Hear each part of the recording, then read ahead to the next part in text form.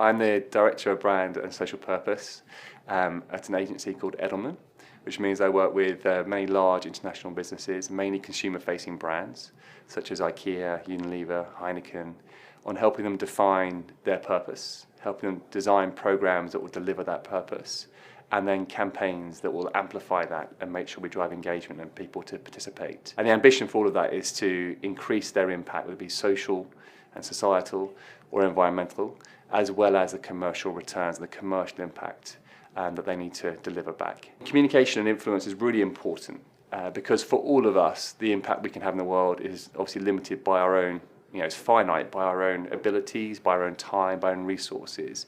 But if we can inspire and engage others to work alongside us, to collaborate with us, to work towards a shared goal, then really that ability to have impact is infinite.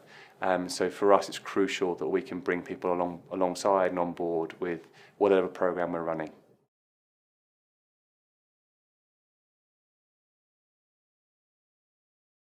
The Edelman Trust Barometer is really our annual survey of citizens' trust in 4 major societal institutions. That's government, NGOs, business, and media.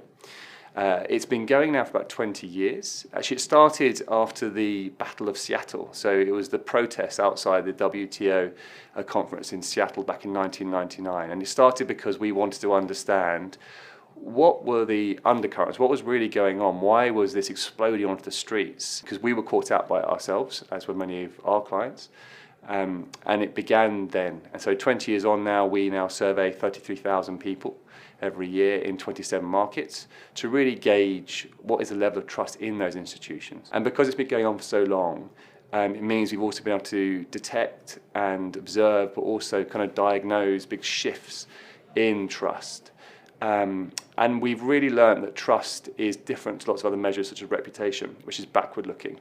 And in fact, trust is dynamic and it becomes a really good predictor of some of the other behaviours, trends we're seeing in society, in economies, amongst people, and how they are engaging with those institutions around them. So the survey works by going out to talk to the consumers all over the world, 27 markets. We actually look at consumers in different ways. We actually have an informed public segment and a mass segment. Informed public are people often from slightly more educated backgrounds with a higher media consumption. And we can see the difference between those groups. Actually, this last year, we've seen a rising increase, a disparity between the trust levels between the mass and the informed public. And in fact, here, sitting in the UK, it has the greatest difference, about 22-point difference in trust between those two groups.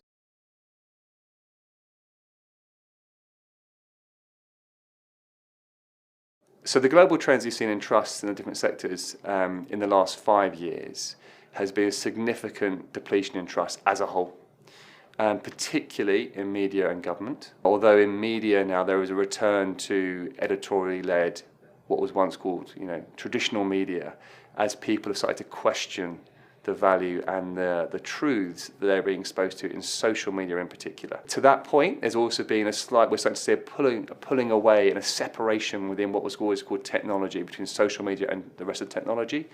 And we're seeing just recently a significant shift in trust against social media. There's obviously an uneasy relationship where people use social media a huge amount, but increasingly they're becoming less trusting of the information they're receiving on that.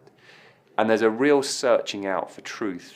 There's a real understanding about what is fact and a real hunger to simply find truths and a questioning of what they're being told. Amongst all of it, we're seeing that business is coming forward. So many of the segments have dropped, the institutions have dropped, but businesses actually remain quite stable. So for the first time ever, business is now the most trusted institution alongside NGOs, far ahead of government and media.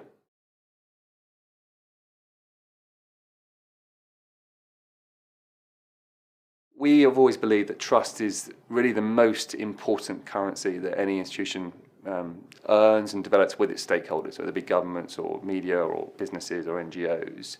And it really gives you the permission to operate, permission to lead, permission to succeed. If you lose trust, you've lost credibility.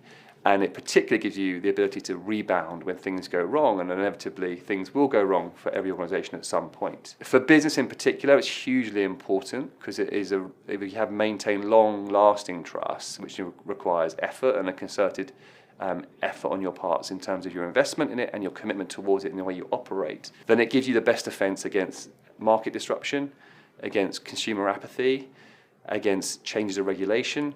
So it's hugely important to all institutions, but especially business. In the VUCA world, we have seen, as people are dealing with a huge amount of change, as they're feeling like many of the pillars of society and the things that were previously known are shifting, they are turning away from the institutions that they have previously trusted. Now that is across the board. We're seeing trust much, much lower, particularly in government and media. It also means that amongst that change, there's one unifying fact, which is there is also a real desire for change from people as they see the world changing around them. Worryingly, last year we saw that only 1 in 5 people across the world believed the system, in all its broad sense, was working for them, which is a really startling fact that 4 in 5 felt the system was broken.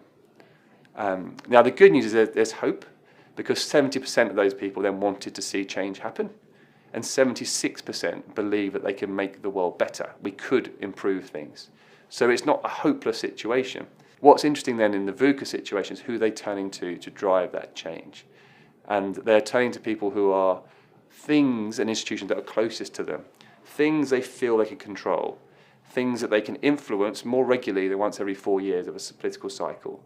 So that is often the employer, their employer, is also the things they buy and the brands they support on an everyday basis. So it means it's clearer there why businesses step forward and with a more direct and important role for business to own. So in that we're seeing that we know that consumers expect business to do lots more than sell them things. They expect them to step forward on societal issues. We know that employees expect their employer to step forward on societal issues. There's a new leadership role for the private sector there that they should take on and relish as an opportunity, but do it with sincerity and with sensitivity to the scale of the issues they're trying to work in towards solving.